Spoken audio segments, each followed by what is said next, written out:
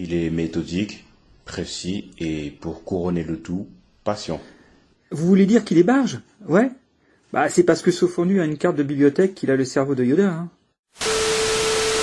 Sister, sister, talk about a two-way twister, checking out the family tree with sibling synchronicity.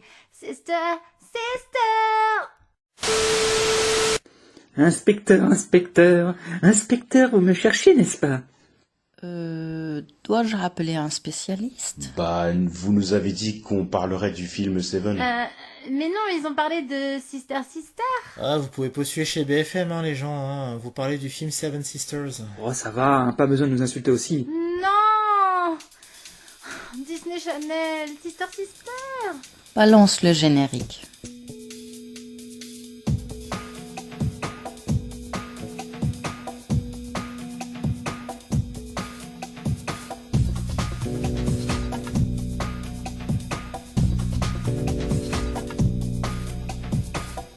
Hello à tous et bienvenue sur Zingyo Talk. Comme vous l'avez vu à l'intro, notre équipe est toujours complètement barrée. Nous allons vous présenter un film de science-fiction dystopique. Oh, bah ça alors! Ça va, je peux continuer sans être interrompu? Je disais donc que nous allons vous présenter le film Seven Sisters ou What Happened to Monday avec Noomi Rapace. Synopsis. 2073, la Terre est surpeuplée. Le gouvernement décide d'instaurer une politique d'enfant unique appliquée de main de fer par le Bureau d'allocation des naissances, The Child Allocation Bureau, dit l'ACAB, sous l'égide de Nicolette Kaiman. Confrontée à la naissance de sextuplés, Terence Setman décide de garder secret l'existence de ces 7 petites filles, confinées dans leur appartement prénommé d'un jour de la semaine. Elles devront chacune leur tour partager une identité unique à l'extérieur, simulant l'existence d'une seule personne, à savoir Karen Setman. Et donc, si le secret demeure intact des années durant, tout s'effondre le jour où Monday disparaît mystérieusement. Sorti en 2017, Seven Sisters est une dystopie sur le thème de la surpopulation, comme l'œuvre Soleil Vert. Trop de monde sur la planète? Picouse! Non, pas cette fois-ci. Ici, on adopte la politique de l'enfant unique. Comme en Chine, avec leur politique de l'enfant unique de 1979 à 2015. Souvenez-vous, elle était destinée à éviter la surpopulation du pays, se manifestant essentiellement par la pénalisation des parents de plus d'un enfant, mais aussi, et ça reste très sympathique, par la réalisation d'avortements et de stérilisation par la force. Mais non, c'était pour éviter qu'il y ait des consanguins. Pardon? Bah tu sais, ils se ressemblent tous. Attends, je rêve, on est à peine de retour et vous avez déjà envie de faire traquer la chaîne. J'en étais où déjà? Ah oui, la politique de l'enfant unique. Les frères et sœurs qui naissent doivent être donnés au gouvernement. Ça pue du cul cette histoire. On les cryogénise, en attendant des jours meilleurs, pour qu'ils se réveillent une fois le problème de surpopulation résolu. Mais bien sûr. C'est Nicolette Kaiman interprétée par Glenn Close qui... Ouais bon, on sait qui est la méchante du film, ça y est. On parle de la femme qui jadis a été la personne la plus détestée des États-Unis à cause des rôles qu'elle jouait au cinéma. C'est un peu comme présenter Sean Bean. On sait que son perso va mourir. Ou comme demander à Nicolas Cage de jouer dans un bon film. Ou comme... Stop. Laissez-moi continuer. Je disais donc que Nicolette Kaiman, chef du bureau d'allocation des naissances, a eu l'idée de cette machine miracle. Une structure administrative qui fleure bon Orwell et Huxley. Rappelons que le dernier cité avait eu, en 1932, pensé à une société basée sur le clonage. Mais vas-y, je t'en prie, continue. Merci. Quand l'enfant unique est imposé, que fait-on quand on a des sextuplés? On en transforme 6 en Soleil Vert. Quoi? Ah, monde surpeuplé. Moins de bouffe, non? Ouais, c'est pas faux. Le grand-père de ces fillettes fait le choix de les garder toutes et met en place un système un peu fou pour pouvoir élever les 7 petites filles. Elles vont partager une seule et même identité, celle de Karen Setman, qui était donc le nom de leur mère, morte après leur avoir donné naissance. Elles seront donc Karen lorsqu'elles sortiront en public à tour de rôle, chacune un jour de la semaine, Et donc à la maison, elles seront elles-mêmes et porteront des prénoms bien représentatifs, lundi, mardi, mercredi, bon, jusqu'à dimanche. Ah bah encore heureux qu'elle n'était pas 8. Tu es censé être la voix sérieuse de cet épisode, je te rappelle. Oups, pardon. Chacune a sa propre personnalité et son propre look. Mais comme la phase d'exposition est assez courte et qu'elle met en plus en scène de nombreux flashbacks, on n'a pas vraiment le temps de clairement identifier toutes les sœurs, ce qui n'est pas un gros problème en soi. Elles partagent une identité collective lorsqu'elles sortent de leurs appartements. Elles cachent alors leurs caractéristiques personnelles et chaque soir, elles font un débrief de ce qu'elles ont fait et vu. Ah, comme les triplés dans la première saison de Secret Story. Non, ferme-la. Ferme-la à tout jamais, physiquement.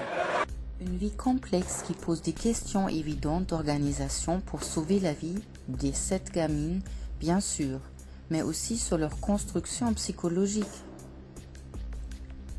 Et là, ah oui, on va spoiler, alors allez voir le film, puis revenez. On tient juste à dire que Naomi Rapace incarne avec génie les 7 sœurs. Quelle interprétation! À chaque plan, on s'étonne de découvrir, oui, un peu à la star de James McAvoy. En plus, James McAvoy, comme Naomi Rapace, il faut le dire, est absolument canon, mais je crois que c'est pas la question. Dans le film Split, une personnalité différente. Le visage, le regard, l'allure, la démarche, l'attitude, tout fait penser à des septuplés véritables. Un authentique tour de force. Naomi Rapace trouve même 2 manières différentes de jouer la peur. C'est dire, on y croit, on est scotché. Ah bah ils auraient pu faire un film crossover avec Ares. Quoi? Bah l'acteur d'Ares est joué par Ola Rapace, son ex-mari. Et ça se passe aussi dans le futur, donc on aurait l'ex-mari et l'ex-femme qui se foutent sur la gueule avec un réalisme plus vrai que nature. Ferme-la! Tu tiens vraiment à ce qu'on se ramasse des mouvements de néo-féministes enragés sur le dos? T'es bonne, la salope, je te baisse par derrière. Mais là, il s'agit de cinéma. Non, stop. Spoilons.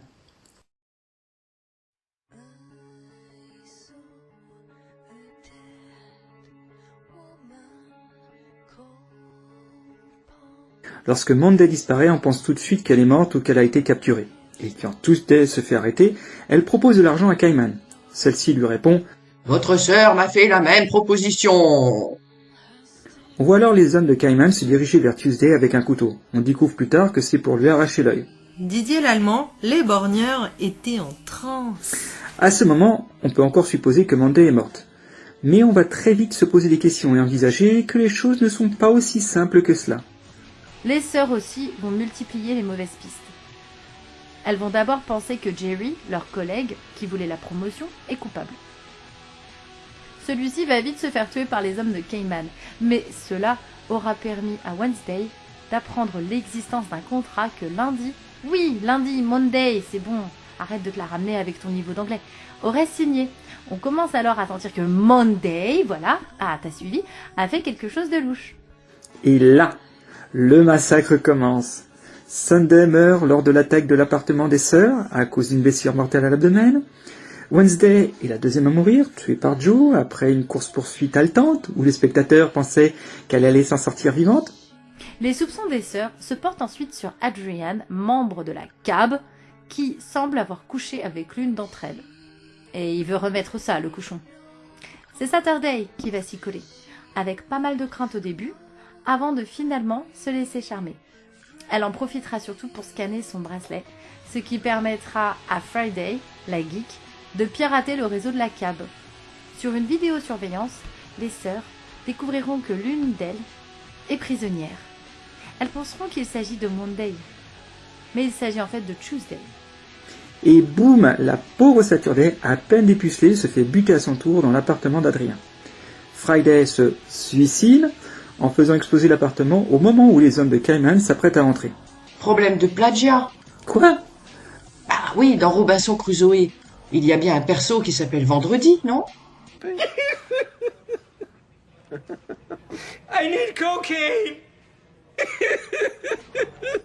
Et là, twist!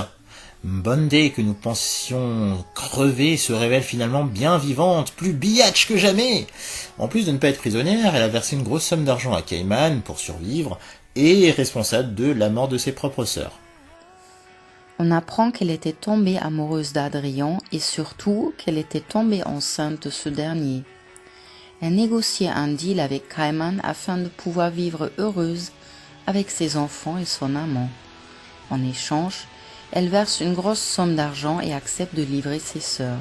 Au début du film, encore des enfants, c'est à cause de Thursday, la skateuse insouciante que Monday et ses sœurs doivent couper leurs doigts. Comme des yakuza qui ont fait une connerie? Cela laisse une rancœur et ce sont d'ailleurs les deux mêmes qui à la fin s'affrontent. Monday meurt finalement et révèle qu'elle est enceinte. Ses deux enfants sont sauvés. Tuesday et Thursday, j'ai vraiment l'impression de faire une comptine pour enfants, en compagnie d'Adrian, ont survécu. Elle forme une nouvelle famille avec celui-ci, et les deux bébés. Et ils vont faire des parties à 3. Arrête, c'est dégueu. Bon, d'accord, j'y ai pensé et on y a tous pensé, mais faut pas le dire. C'est comme ce que pense Roselyne Bachelot, faut le garder pour soi. Garde-le pour toi, Roselyne. Oh bon?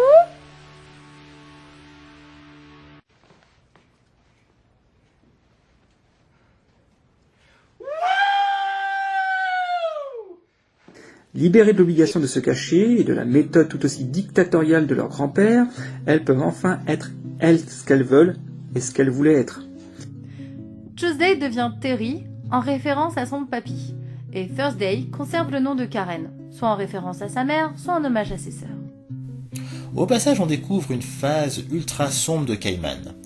Le système de cryogénisation des enfants récupérés par la CAB, pour les libérer lorsque la population aura diminué, est en fait un incinérateur.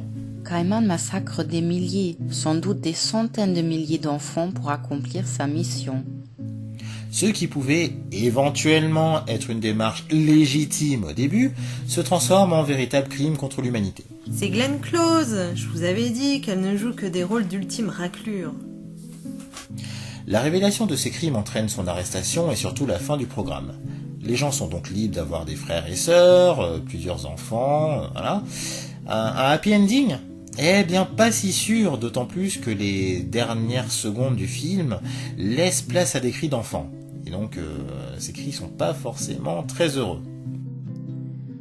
À l'échelle des personnages, de l'individu, de la recherche du bonheur de chacun, oui, ça l'est.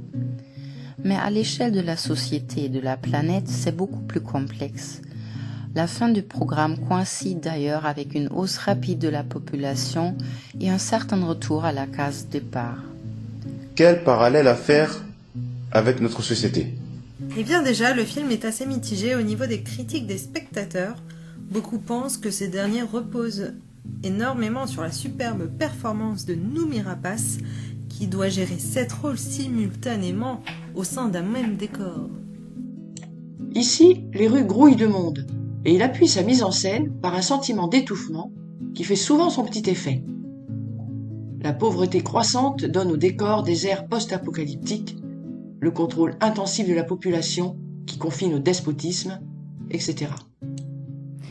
Il crée au final un monde qui se rapproche facilement du nôtre et qui, au vu de ce qui se passe depuis 2020, semble bien sur le point d'arriver.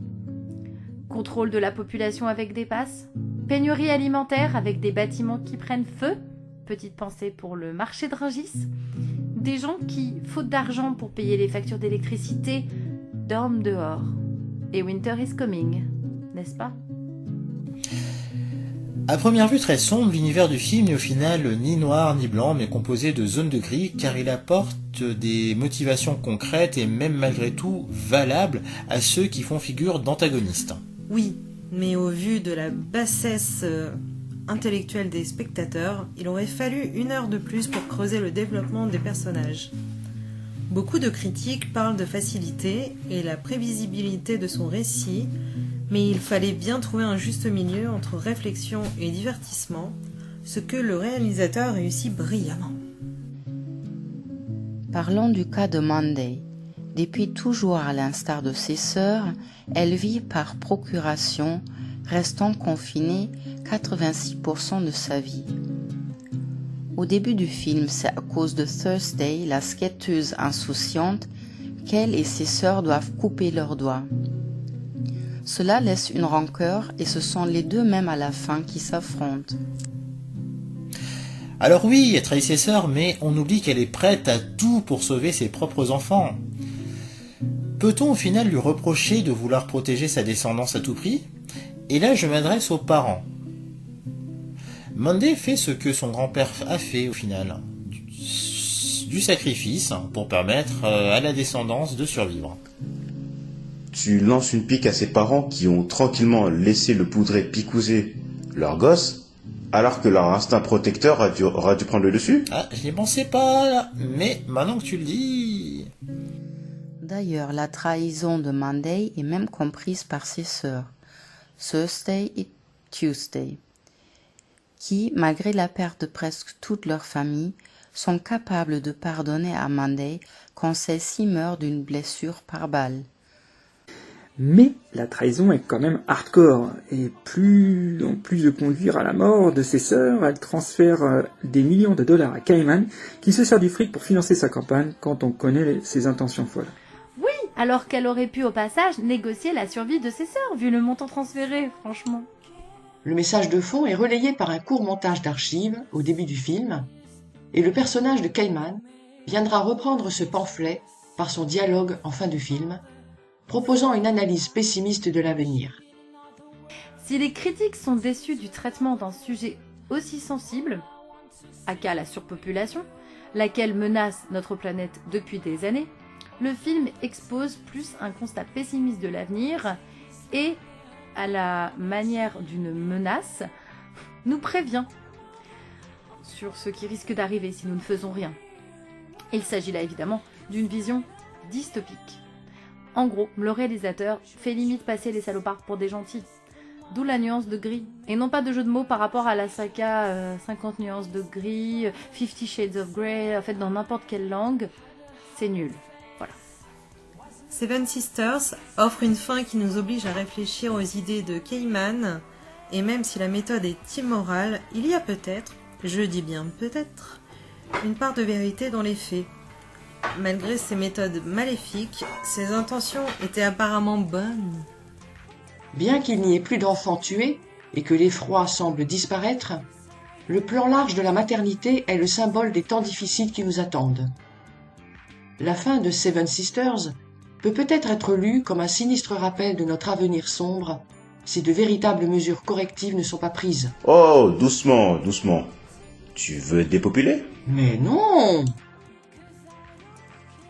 On posait justement la question de comment on est-on arrivé là dans Seven Sisters? Considère-t-on qu'il y a surpopulation à cause du nombre d'habitants par rapport au nombre des ressources? Regarde notre réalité. Avec les factures d'électricité que les gens ou entreprises ne peuvent plus payer, on ne peut plus produire, que ce soit du matériel ou même de la bouffe. Et en plus, on note que pas mal d'entrepôts brûlent. Hashtag pénurie programmée. Et nous sommes dans l'ère des passes, qui permet de contrôler la population, donc avec un peuple qui accepte tout, sans broncher. 50 ans plus tard, on y est. Merci qui? Merci Macron. Peut-être est-ce le point de départ de l'ultra-dérive du film. Si c'est le cas, on est sérieusement dans la demeure. Bref, un film à voir et à revoir. Allez, à plus et restez connectés.